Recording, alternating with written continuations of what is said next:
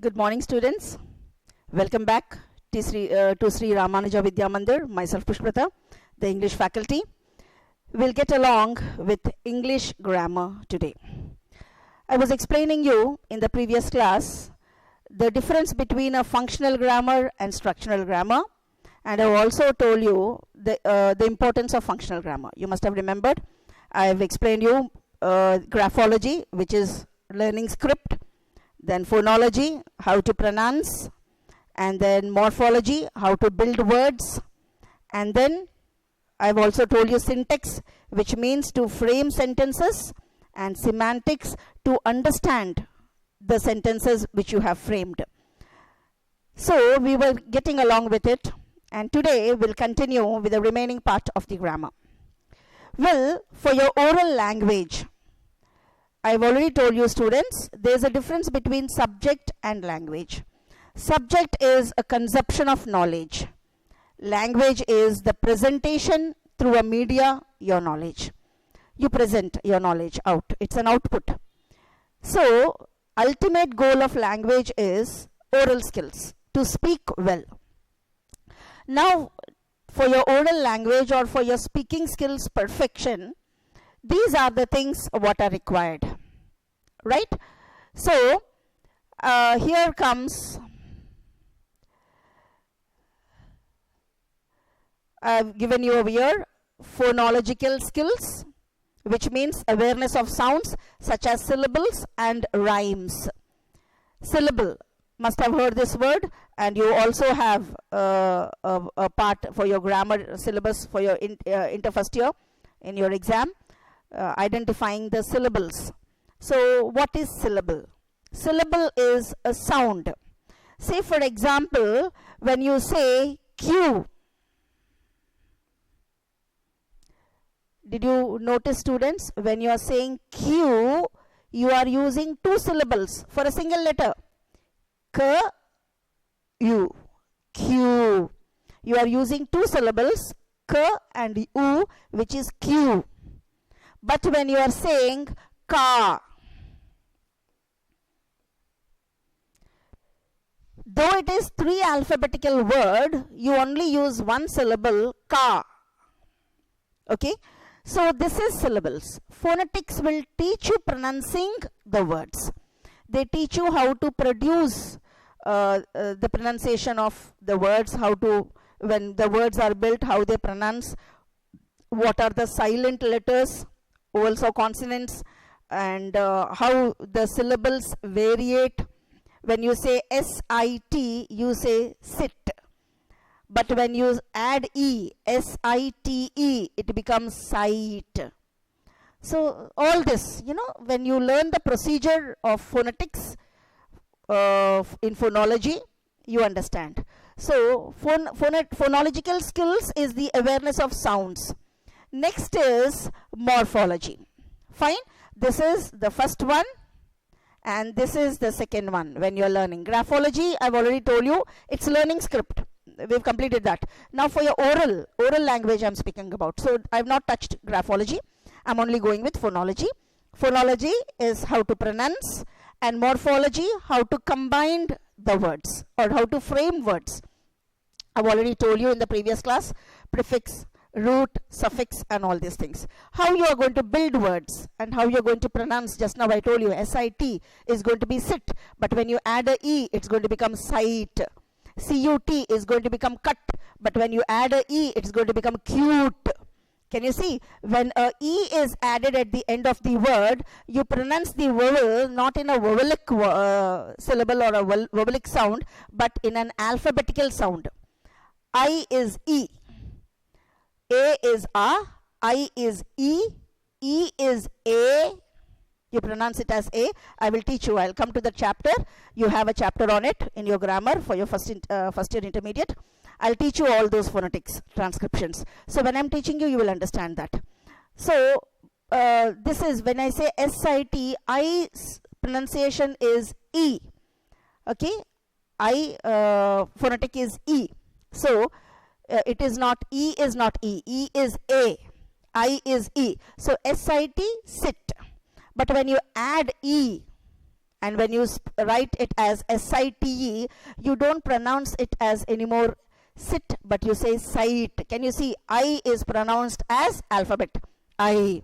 CUT, cut. But when you add, you are using the alphabetical U, cute. Anyway, we'll go for all those things. So this is morphology. Morphology is how you are going to build words and how you're going to apply your phonology on morphology. How you're going to change the pronunciation as per the spelling. This is the dealing with morphology. Next is syntax. Syntax is framing sentences. I've already told you, students. Syntax is construction of sentences. Now, in your grammar, we'll teach you what is the first part of the sentence, and then the verb action, and if it is a transitive verb, developed, the verb developed with an object. All this, how to frame, where an adverbial case has to come, adjective case has to come. I've already spoken about all these things in your previous class. How you're going to construct a sentence, we'll teach you.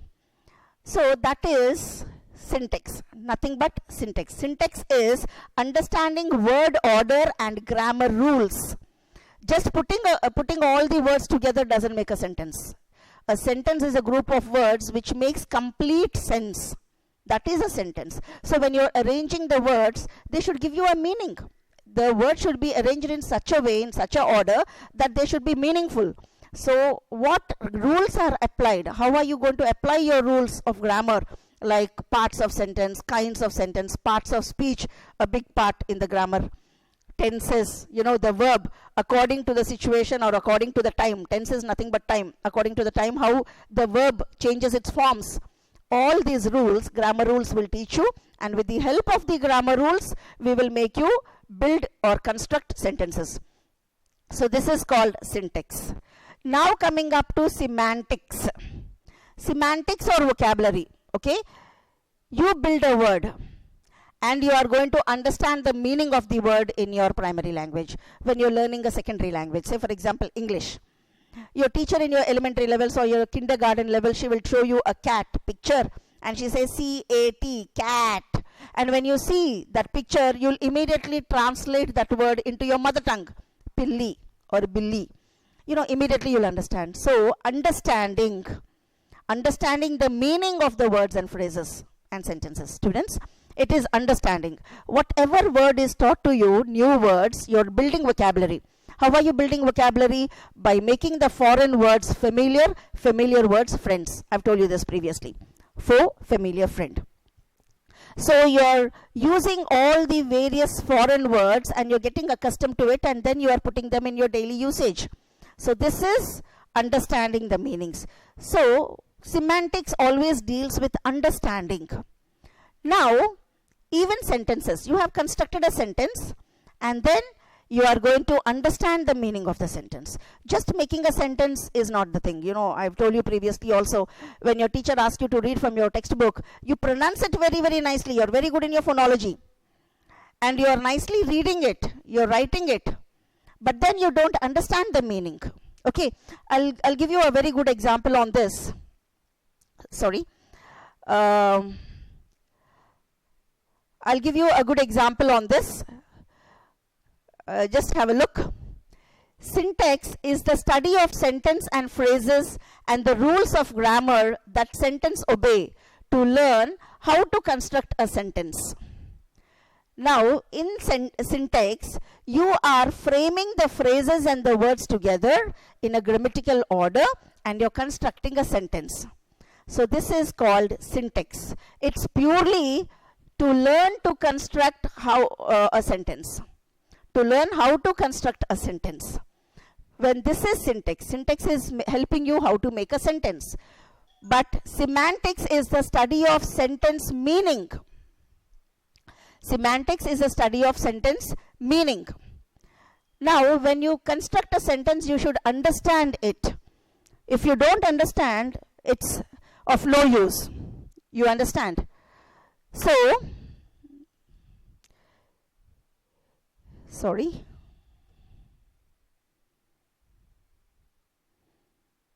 Okay.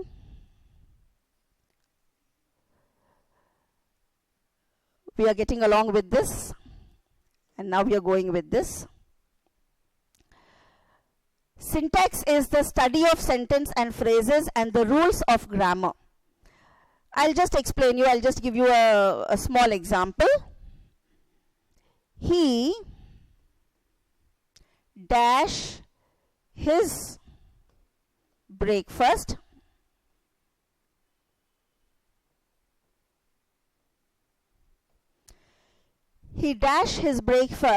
at 8:30 a.m. daily.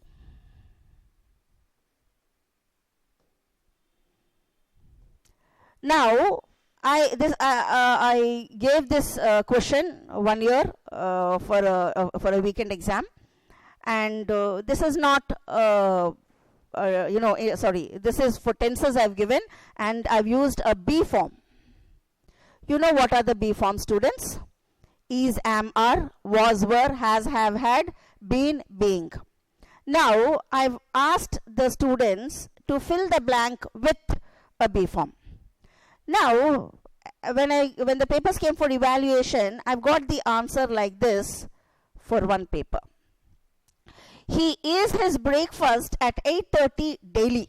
Matlab, every day morning at 8:30 he's eating himself. He eats his breakfast at 8:30 daily. Now that is the meaning. Now I felt very funny, it's funny to see that he eats his breakfast. When I called upon the child and I asked, what is this? What did you write like this? The student replied very honestly, very innocently. The student replied, the be forms are is, am, are,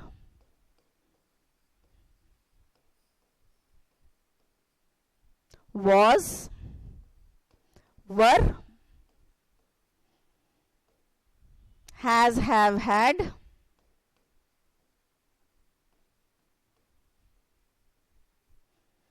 been, being, whatever. Now the student replied, very innocently the student said, ma'am, these are the be forms. Now as per, listen carefully students, the structure, you taught us how to construct sentences. You said when there is he, it is third person singular. Daily is present simple.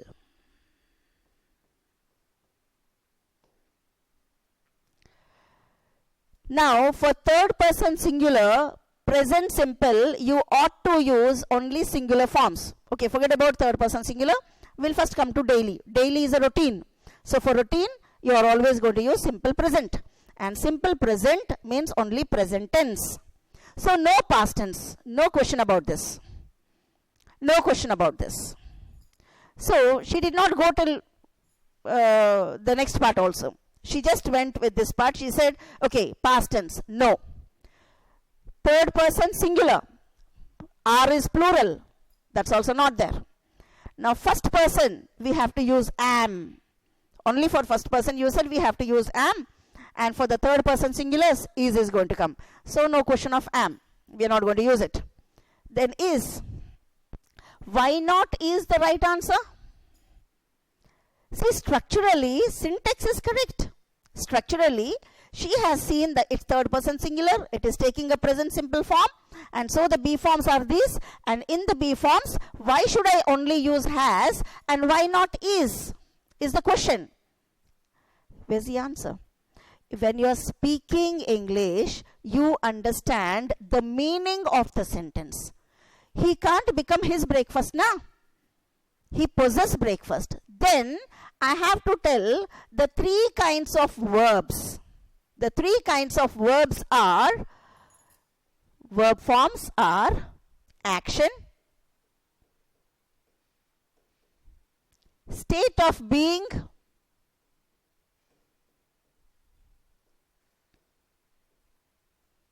and the third one is to possess. Can you see, students? You have verbs in three forms.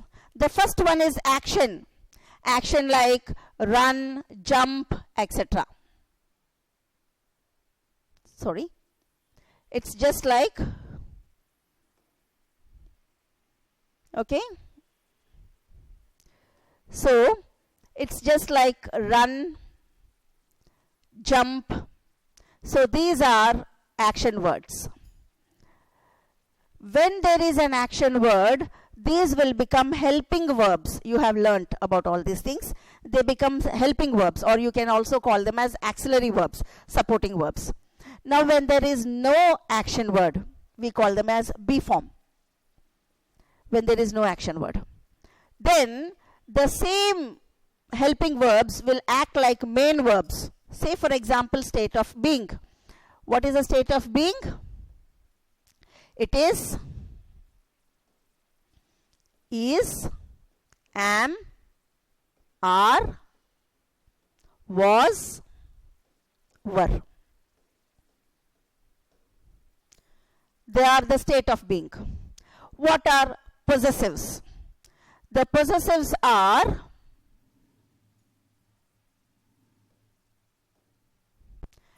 has, have, had.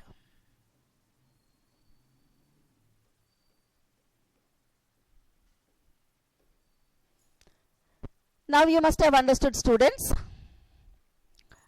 in which state the subject is. Look into the subject form. The subject, he, is not in a breakfast state.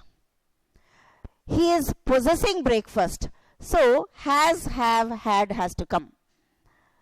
Once when you get the clarity of these constructions also, because English is our foreign language, we don't speak in English continuously, we don't express ourselves in English. So, sometimes we make clumsy mistakes, especially in the tenses. So, once when you understand the construction of the sentences with meaning, that means syntax has to be hand in hand with semantics, then it is better understood.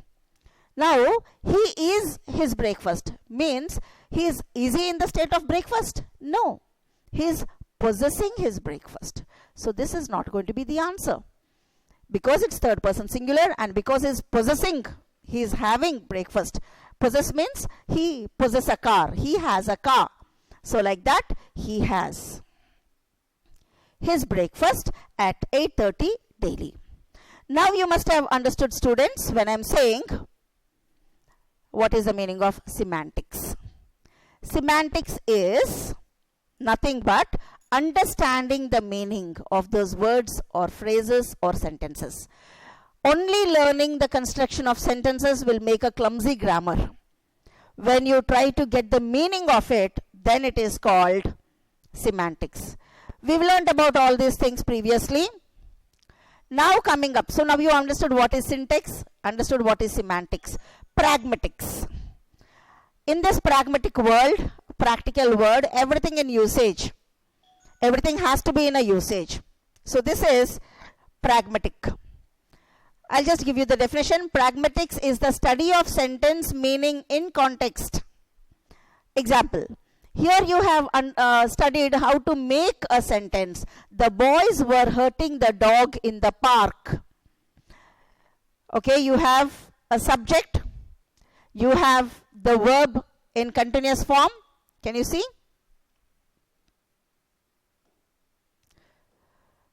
Okay. The boys is subject. Were hurting, present continuous. What are they hurting? The dog is object. And then where, complement, is in the park. So, through grammar rules, you have learned how to construct a sentence. Now, what's the meaning? Semantics is a study of the sentence meaning. What's its meaning? The boys were hurting the dog in the park. You immediately understood the boys are hurting or the dog is being hurt. You understood it. Now, pragmatics will tell you about the situation.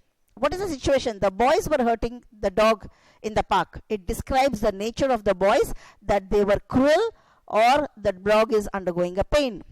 You understood the boys are cruel to hit the dog and the dog is helpless. and it is undergoing the pain. So the situation you have understood there. So when you are learning a sentence, you should know how to construct a sentence, and at the same time you should also understand the meaning of the sentence. Only when you understand the meaning of the sentence, you will use it in your daily usage. You'll apply, according to the situation, which kind of sentence is going to come there. Okay, now I've explained you the sentence, the construction, and I've also told you the meaning. Is wrong because it's a possessive, so has is going to come. Now say for example, the son at 8:30 in the morning is happily sitting and having a belly full of breakfast. Mother is nicely serving. Father entered the house. He has a call from the teacher. The teacher said, your son is not attending the live classes. Every day he is missing his live classes, or he is not attending the assignments. Now when this complaint came from the teacher, the father comes into the house and he will see his son nicely relishing the breakfast. Father says, he will have his breakfast at 8:30 daily. He will have his breakfast at 8:30 daily. Daily is simple present. So will have is a wrong word. You're not supposed to write will have.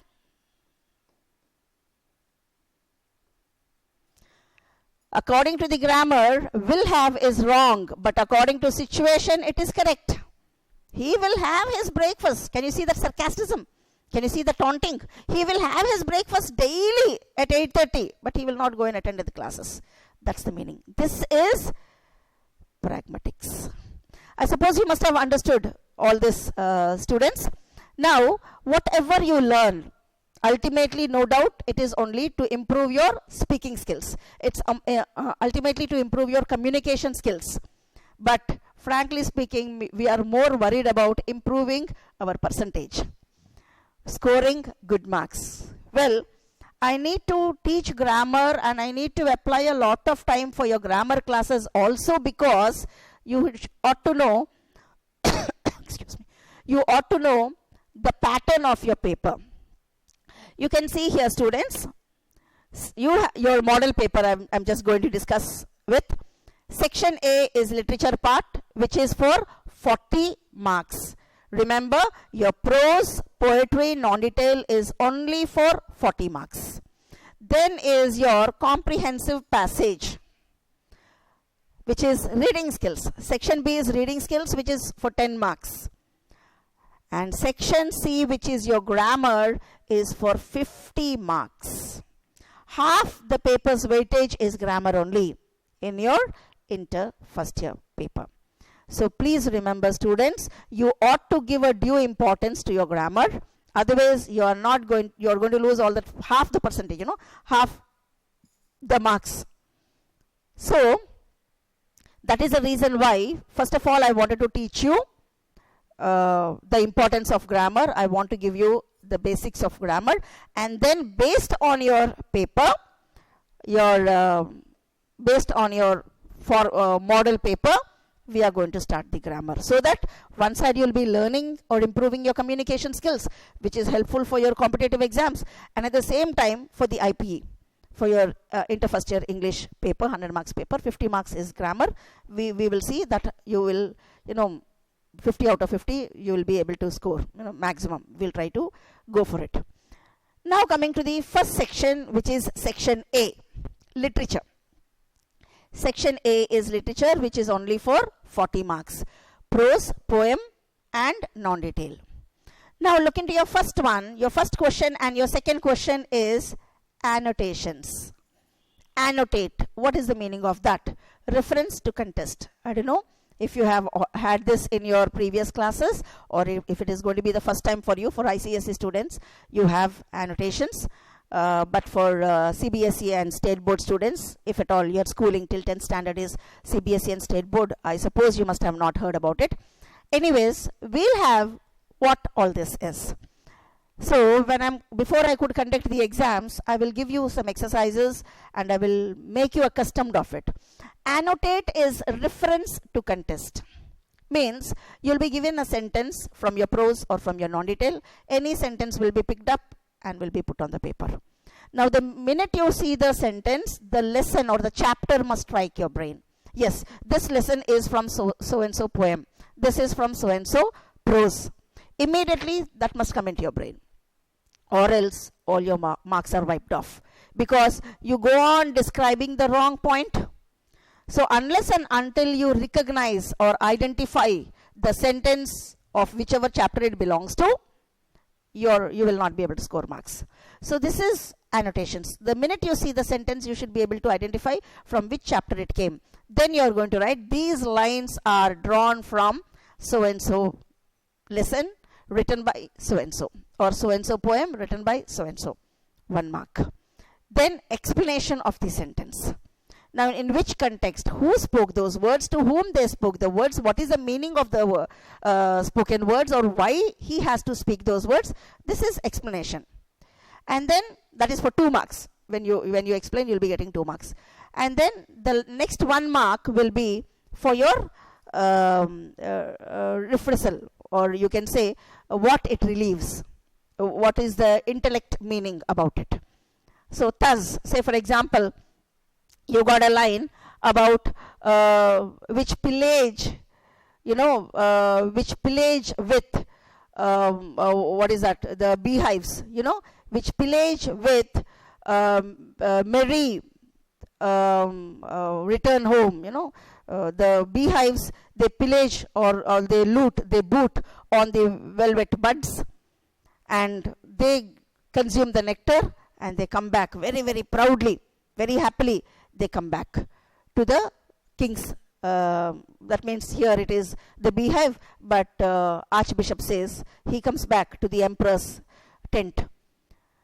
Now, what does that refer? He tries to metaphor, he tries to compare indirectly the beehive to Henry V's kingdom.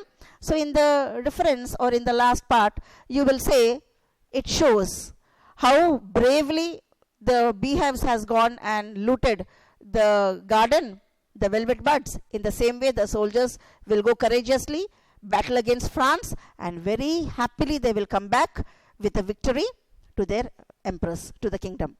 So that gives you a reference.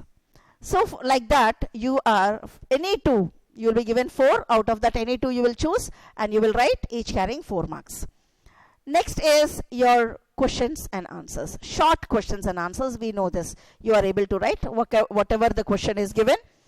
Based on the question, you will maintain the accuracy, the brevity, and the coherention. Means to the point of the question in a short way with all the information in it. You try to nicely describe without any errors. Same way, out of 4, any 2 you will answer, you will be scoring.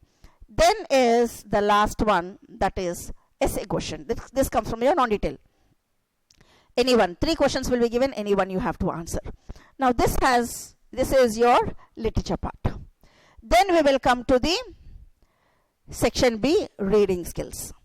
Now in your section B, reading skills, you will be given 2 comprehensive passages and some questions below.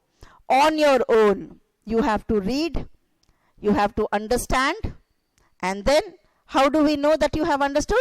By reading the questions. Most of the students, even without reading the paragraph, first they will read the questions and then they will start reading the paragraph. This is a wrong way of getting along with your comprehensive passages, students. Remember, comprehensive passage, first you have to read. When you read the passage, your brain will comprehend. What is the dictionary meaning of comprehend? Understand. It will understand the message of the passage. But first, if you're reading the questions and then you're reading the paragraph, your brain unknowingly will be scanning for the answers, because already the questions are there in your brain. It will be searching for the answers for these questions, and then you will not get the intellect meaning of the paragraph. So first read the paragraph, then read the questions, then scan for the answers, and then put them on the answer script. We'll have this all exercises when we'll start the grammar part, or when we'll start the weekend exams. Section C. Now from 8 to 20, you have from 8 to 20 questions on your grammar. The first one is articles, where to use a and the. Next one is prepositions. This is a very tough part, very confusing part. You know, you often get worried. Is he going with him? Is he going for him? Is he going along with him? Which is the correct one? we'll have a deeper study, and a number of exercises, number of tests only will be helping you out with this. And then I was telling you about tenses, a big ocean, very confusing. We'll help you how to easily score marks in your tenses chapter.